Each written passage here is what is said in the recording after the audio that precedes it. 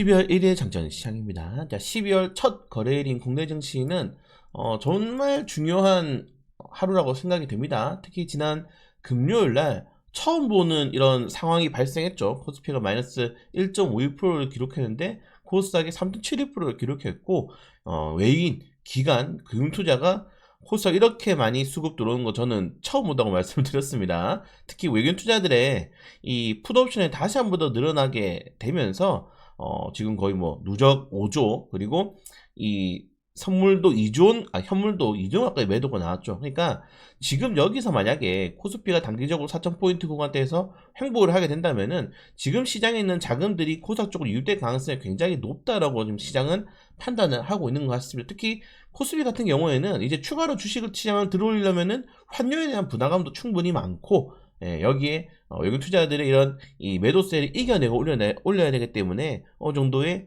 리스크가 큰 반면에 코스닥 같은 경우에는 지금부터 뭐 1000포인트, 1100포인트까지 올라간다 하더라도 쉽게 올라갈 수 있단 말이에요. 똑같은 금액이 시장에 유입된다 하더라도 상승률 자체가 다를 수밖에 없기 때문에 저는 정부가 이번에 코스피보다는 약간 코스닥적으로 좀 선회한 게 아닌가 좀 이렇게 생각을 개인적으로 하고 있습니다. 왜냐하면 뭐 알 수가 없기 때문에. 근데 이렇게 수급이 들어왔다는 거는 12월 말일이었죠. 그리고 월 초에 만약에 하루 더 코스닥 쪽으로 수급이 움직이게 된다면은 실제로 코스닥 쪽으로 자금이 많이 유입되고 이번 연말에는 코스닥 쪽으로의 이런 선택이 나왔구나라고 우리가 유추를 또 해볼 수가 있는 겁니다. 확정적이진 않지만은 단기적으로는 코스피 자금이 코스닥 쪽으로 갈 수 있다. 우리가 윈도우 드레시라고 계속 말씀을 드렸죠. 연말에는 리밸런싱이 굉장히 많이 되기 때문에 거기에 대한 게 단기적인 이 노이즈로 인해서 수급이 좀 이동한 건지 아니면 정말 정책으로 인해서 코스피에서 코스닥으로 자금이 이동하는 건지를 우리가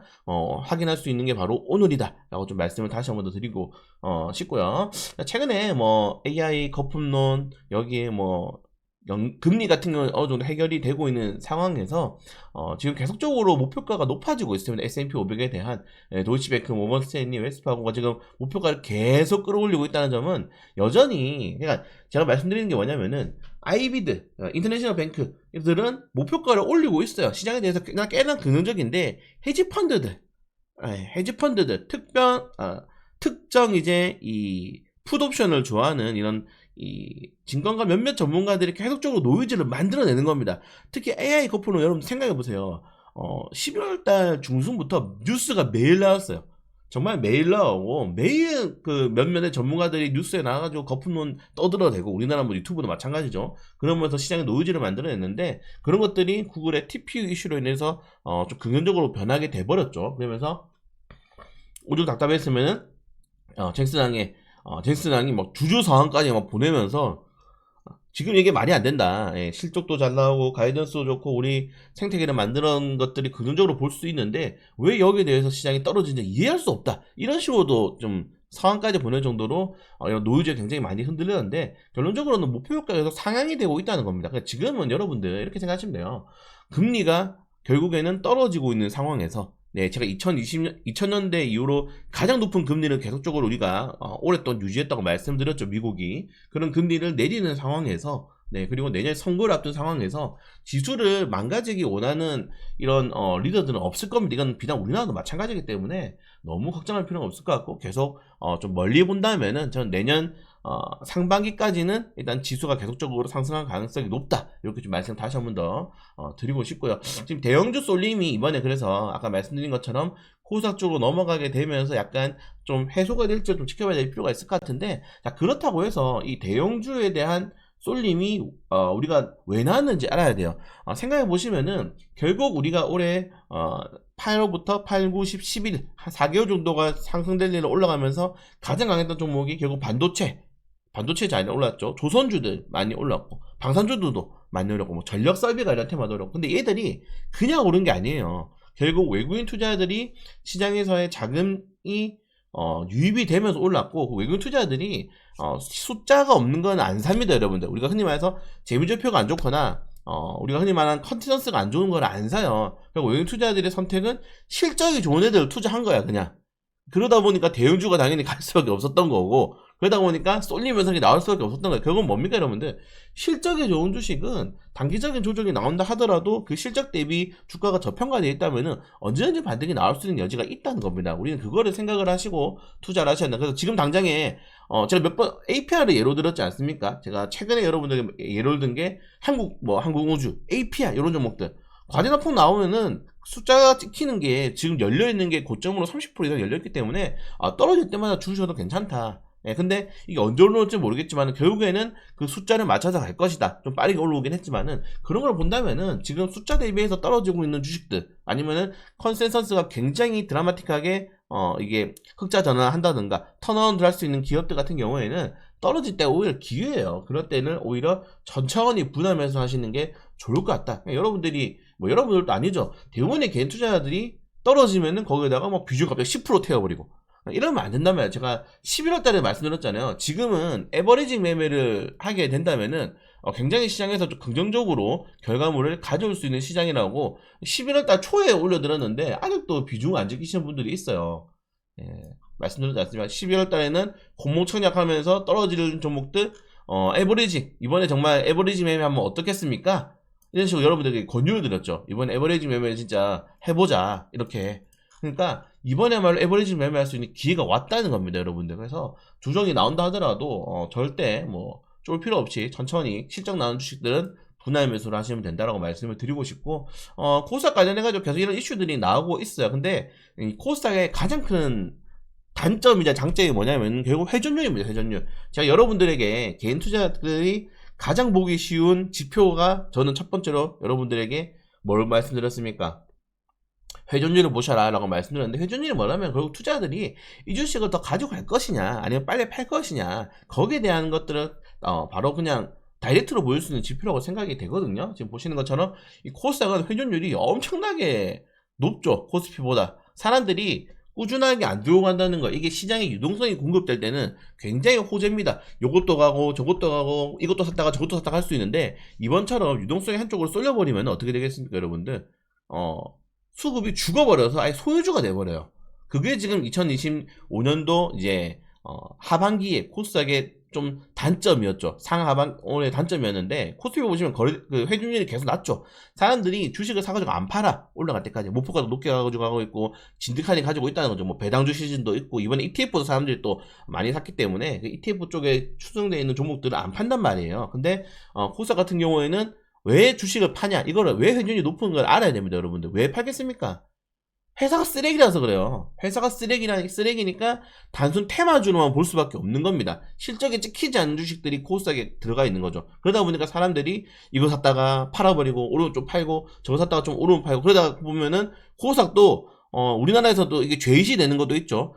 사실은 주식은 돈을 내가 더 투자받기 위해서 하는 거기 때문에 어느 정도 주식이 오르면은 회사에서 주식을 매각을 해야 돼요. 매각을 해가지고 그 자금으로 R&D를 한다든지 라인 증설을 한다든지 이렇게 해야 되는데 너무 죄의시 되어 있는 거야. 그러다 보니까 회사가 돈을 벌려고 상장을 시켰는데 돈을 주식을 못 벌고 있는 상황이 와버리는 겁니다. 그러니까 이게 회전율이 너무 높아 버리니까 그러면 안 돼요 여러분들. 그래서 이런 것들을 좀 바꿀 수 있기 위해서 정부 정책이 굉장히 많이 저는 필요하다고 생각이 돼요. 활성화 정책이라는 게 결국 기업이 돈을 잘 벌고 그 기업의 투자자들이 오랫동안 남아있게 만들어야 되는 겁니다. 지금 괜히 그러니까 다른 게 주식 활성화 정책이 아니야. 그렇게 만들어야 된다고. 기업이 잘 되게 만들어야 된다고. 예, 지금처럼 기업도 조지면서 활성화 정책을 하겠다 하면은 정말 그 조선모사죠. 그렇기 때문에 이런 거 정책이 진짜 실제로 나올 수 있는지를 좀 봐야 될 필요가 있을 것 같다. 이렇게 좀 말씀을 다시 한번 더 드리고 싶고요. 아무튼 요 정도 내용까지 보시면 될 것 같고 네, 최근에 JP모건이 한국 주식 여전히 너무 싸 코스피 6천도 무난하다라고 얘기하고 있고 실제로 우리나라 증권사들도 목표가를 굉장히 많이 상향을 시켜놓은 상태입니다. 그래서 내년에 코스피 전망치가 굉장히 좀 높아질 수 있기 때문에 거기는 기대감도 가져보시면은 나쁘지 않을 것 같고 자 우크라이나 종전 가능성이 계속 커지고 있어요. 확률이 네 계속 커지고 있고 30일날 또 최종 종전안에 대해서 마련될 수가 있다. 이게 왜 그러냐면은 젤렌스키가 측근들이 지금 부패 스캔들로 다 깜빵에 갔어요. 이게 지금 국민들이 몇 번 말씀드렸지만은 국민들한테 설문조사 했는데 60%가 종전하자 그냥 땅 주고 종전하자 이렇게 돼버리는 거야. 신뢰도가 떨어져 버린 거죠. 총력전이 아니야 지금 우크라이나 같은 경우에는. 예, 러시아도 그렇고. 그래서 이런 전쟁 같은 명분 없는 전쟁이 명분은 사실은 뭐 우리가 침략을 당했지만은 이 국민들이 거기에 대해서 뭉쳐가지고 뭐 정말 으쌰으쌰 하는지 못하면은 뺏길 수밖에 없는 겁니다. 이거는 뭐 누구 잘못이 아니에요. 어쩔 수가 없는 상황이 만들어졌고 러시아가 그런 것도 잘 유도를 했기 때문에 네, 이건 뭐 종전에 전 좀 가까워지고 있다 이렇게 말씀을 드리고 있고, 종전이 가까워지면은 뭐 재건해서 우리 뭐 하겠습니다 하면 안 돼요, 여러분들. 실제로 지금 사업을 하고 있는 기업들이 뭐 SG, 현대건설, 현대에버다임이죠. 현대에버다임 뭐 이런 종목들이 지금 하고 있는 거고, 나머지는 실제로 거기서 돈도 못 벌니다. 그래서 실제 이제 건설하고 있는 기업도 위주로 보시는 게 저는 제일 좋다고 말씀을 드리고 싶고요.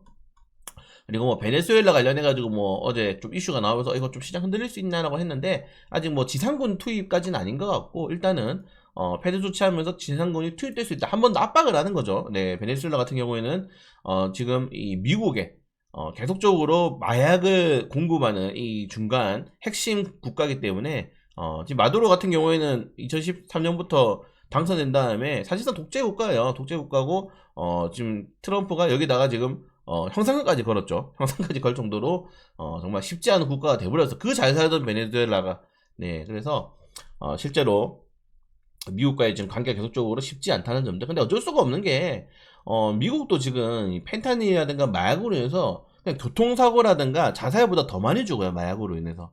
정말 큰 사회 문제죠. 정말 큰 사회 문제이기 때문에 이걸 잡을 수밖에 없고, 멕시코 같은 경우에는 미국이 지금 압박을 하니까 좀 고분고분하게 받아들여요. 그래도 마약 문제 같은 경우에서는. 근데 베네수엘라는 완전히 배째라고 나오니까 미국이 굉장히 빡쳐있는 상황이라고 생각하시면 될 것 같습니다. 자, 그리고 트럼프 대통령이 2028년 예스 하면서 AA 사진을 본인의 소셜 트럼프 미디어에 올렸는데, 아무튼 이런 거 좀 갑자기 어지럽네요. 네. 이런 내용이 있고, 자, 그리고 중국 제조업이 뭐 쉽지가 않고, 이번에 중국의 이제 광군제라고 하죠. 뭐 그런 것도 매출이 역대급으로 안 좋게 나와가지고, 원래 중국이 광군제 하면 막 카운터가 된단 말이에요. 전광판에다가 지금 매출이 얼마나 올라있는지 막 그걸 보여줘. 근데 이번엔 그것도 잘 안 보여줘요. 왜?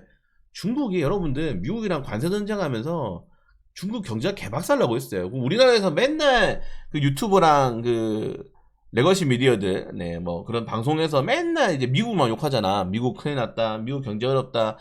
중국은 완전히 망하고 있어요. 중국은 말도 안 해. 다 중국한테 먹혀가지고, 언론들이. 그래서 중국 경기가 진짜 안 좋습니다, 여러분들. 지금 안 좋기 때문에 이런 것들이 뭐 우리나라까지 좀 영향을 미치는 좀 지켜볼 필요가 있을 것 같고. 아니, 제조업 보세요. 제조업 지표봐, 올해. 진짜 중국이 쉽지 않다. 제조업 국가인데 중국은. 네, 쉽지가 않다는 점들 체크하시면 될 것 같고, 좀 충격적인 또 사건이 있었죠. 네, 일본의 원피스를 불렀던 이제 가수, 이 오스키 마키라고 하는 분인데, 이게 웃긴 게 또 반다이 남코 페스티벌이야. 일본 그 게임 페스티벌에 가가지고 노래 부르다가 갑자기 노래 중단돼가지고 끌려 나갔어요.